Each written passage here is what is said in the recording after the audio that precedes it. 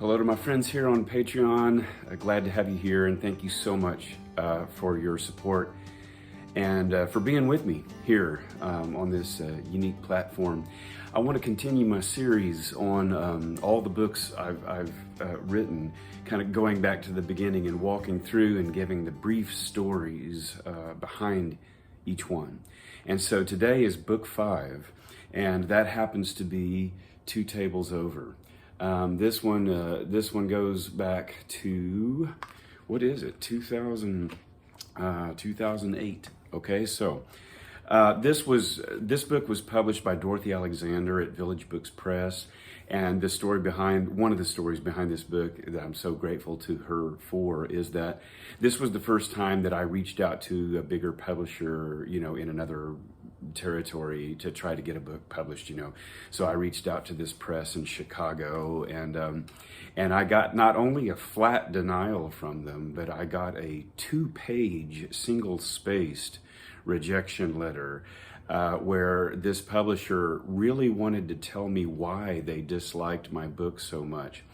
And back here in Oklahoma, Dorothy Alexander at Village Books Press, when she heard the story about that, it made her so mad that she said, well, give me the damn thing and I'll publish it, And well, it turns out a year later that this happened to be the book that won the Oklahoma Book Award. I've been a finalist for the Oklahoma Book Award many times, but this is the one. This is the only one that won it. And so this is a collection of poems that all had their origins. They were written in coffee shops. Now, might not, each poem might not necessarily be, specifically about what happened in the coffee shop, or something like that.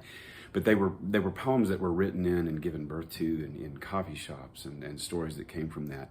And this I have people tell me now that this is still the book they lean into when they go back to my older stuff, and it's always meaningful to hear. So what I want to do is I chose a couple of the poems here that I wanted to read for you from this book to kind of give you an example of what this one is about. And so here is probably my single most read and performed poem from this book, and there's a meaningful story about it that I'll tell you afterwards, and it's called The Sign.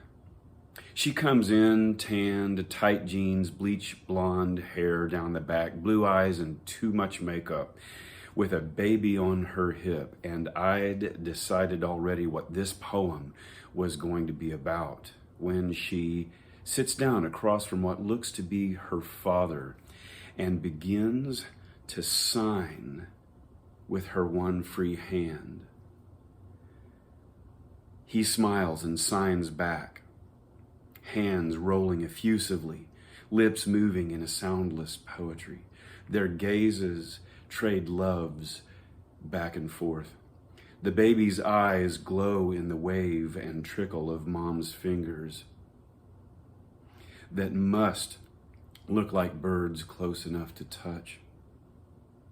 And the trusses of my preconceptions begin to buckle.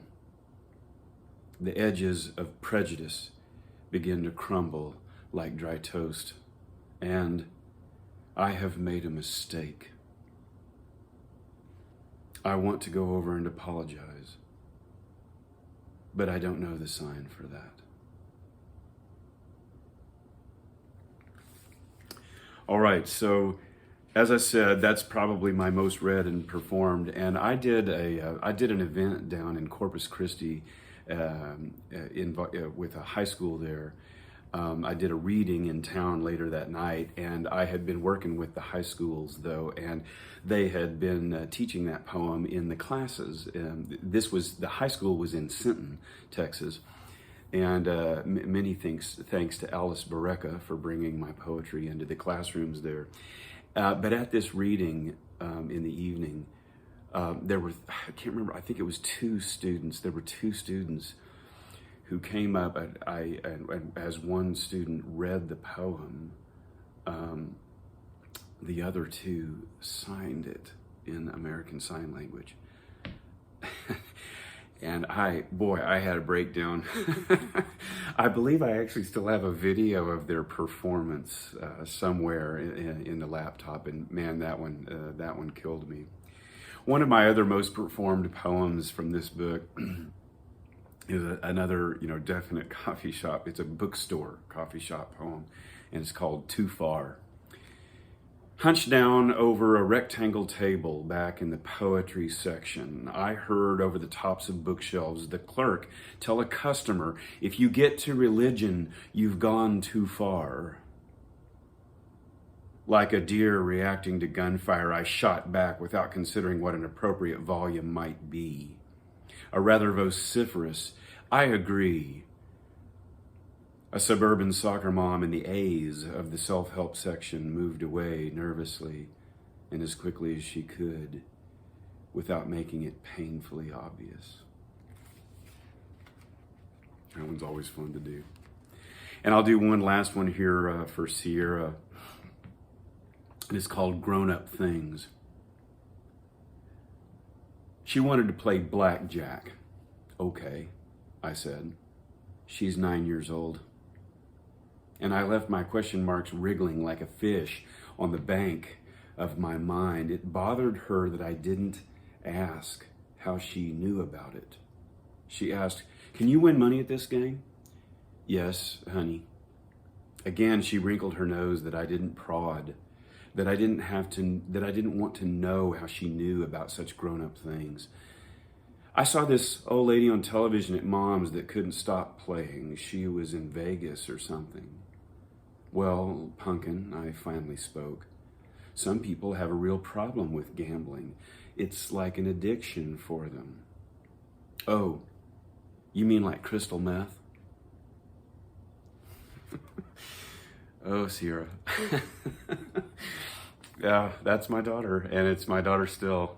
She's still like that. Anyway, there's a couple of quick stories about Two Tables Over, my fifth book. And by the way, I happen to have a really good number of copies of this book weighing down my closet. So I wanted to make a special Patreon offer. If you have watched this video all the way to this point and you would like a copy of this, all you need to do is send me a mailing address and it's yours. Would love for you to have it. So give me a shout. And thanks for joining me for this. And I will be back with book 6 in the not too distant future here. Thank you guys so much. Appreciate it. See you soon. All right.